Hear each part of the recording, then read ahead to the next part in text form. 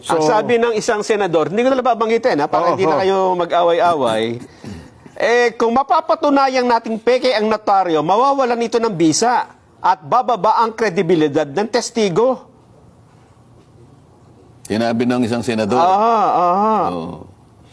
Sinabi niya. ano yung senador? Abogado po ito. Senador na abogado. Sige po. So, paano po yun, Sen?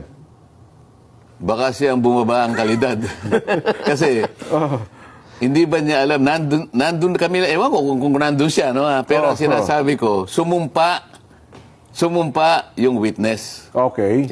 Si Gutesa. So, ano man yung pagkukulang, halimbawa, aminin na natin kunwari lang, granting na talagang hindi yung pumirma, granting na nakuha ni Gutesa yung pangtatak. Ano? Yung stamp.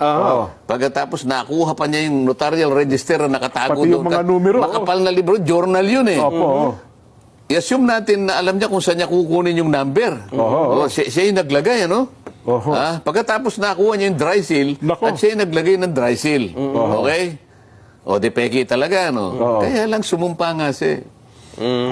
Humarap siya sa komite. Pagkatapos, binasa niya yung kanyang sworn statement. At pagkatapos nun, in-interpellate siya. Pinagtatanong pa po siya doon. Buong bansa ang nakikinig. Parang, ang ibig lang sabihin nun, nawala na, kay notaryo wala. Hindi. Doon na napunta eh. So, kaya yung curative effect nung nandun na yun. Kaya wag mo sasabihin na nawalan ng visa yung... Kung halimbawa, private document lang, halimbawa, deed of sale, baka sakaling maniwala ako. Hindi naman na subject sa ano yun eh. Ito merong committee eh.